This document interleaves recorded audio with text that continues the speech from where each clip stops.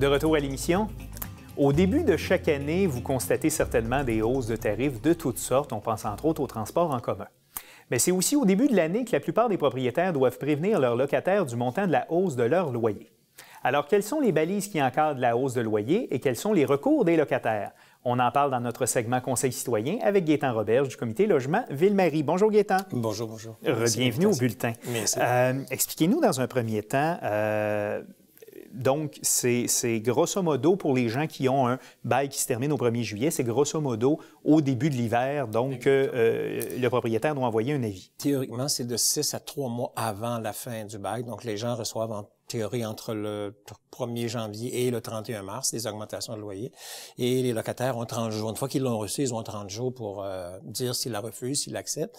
Et évidemment, ils sont obligés, ils doivent ça être très présent parce que s'ils l'oublient, s'ils répondent pas, ils sont réputés acceptés. Donc, la première des choses à dire, c'est qu'une augmentation de loyer, quand on la reçoit, faut la regarder. Puis là, nous, les commissions de logement, on intervient dans ça pour aider le locataire à estimer cette hausse-là, si elle est raisonnable ou abusive. Mais dans bien des cas, il y a des gens qui, malheureusement, oublient, ils mettent ça sur la table, puis là, ils se ramassent avec une augmentation parce qu'ils ne l'ont pas contesté, parce que le fait de ne pas répondre constitue une acceptation. Donc voilà, donc c'est 30 jours après de la réception. De la réception, non pas de la date d'envoi, mais de la date de réception, 30 jours. Alors, si quelqu'un la reçoit au 30 mars, il a quand même jusqu'au 30 avril. Donc, si on accepte l'offre, si on accepte donc l'augmentation, on n'a pas besoin de répondre, le loyer augmentera au 1er juillet. Si on décide de contester cette augmentation-là, quels sont les recours des locataires? Bon, un locataire envoie un avis qui dit qu'il conteste. À ce moment-là, il peut faire deux choses, soit contester la globalité ou présenter une contre-offre. Mais une fois que le propriétaire a reçu la contre-offre, s'il n'accepte pas la contre-offre ou s'il refuse que le locataire n'accepte pas sa hausse,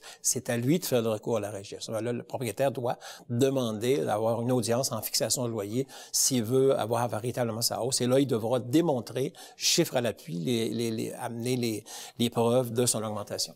D'accord. Il y a une façon, disons, pour les locataires d'évaluer si l'augmentation de loyer qui lui est demandée est justifiée ou non.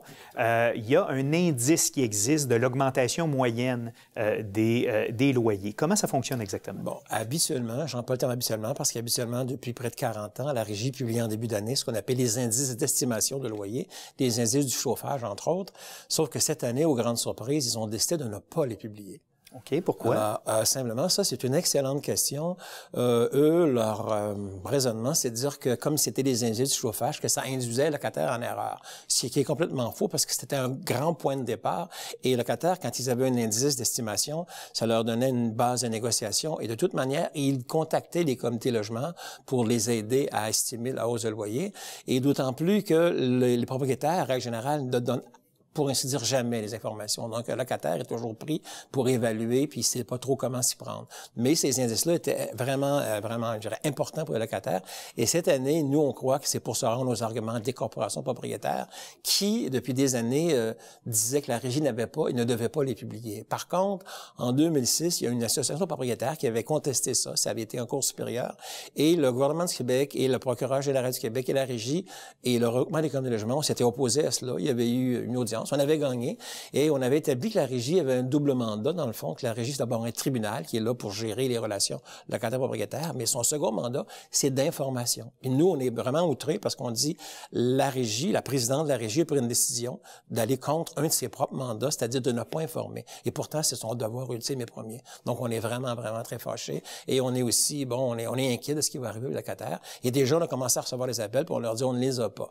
Alors, la Régie dit, on peut aller sur le site. Sauf que sur le site, quand on y va, c'est pas tout le monde qui peut y aller. Deux, il faut avoir plein d'informations pour mettre dans le calcul la Régie.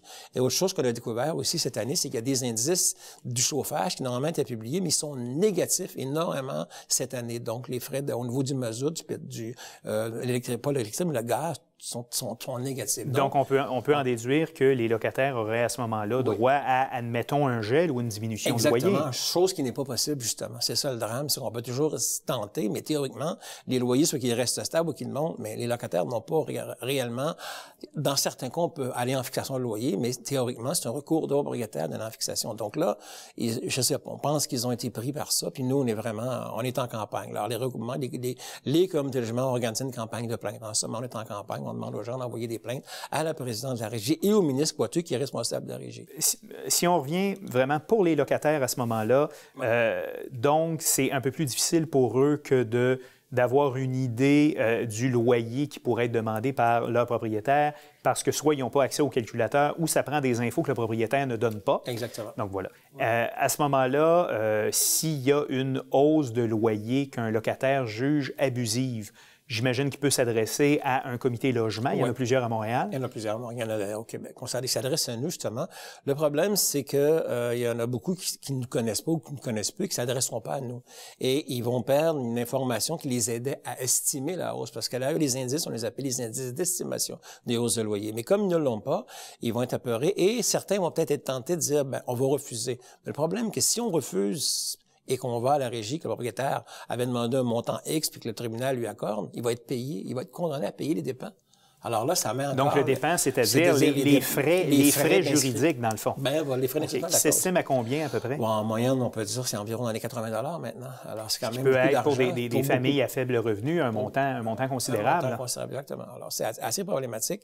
Et ce qu'on comprend mal, c'est pourquoi, après avoir défendu eux-mêmes en 2006 le fait de leur propre mandat, ils l'ont défendu devant les tribunaux, pourquoi 10 ans plus tard faire marche arrière et reculer? C'est un non-sens et en plus, pour nous, c'est plus que non-sens, c'est même dramatique.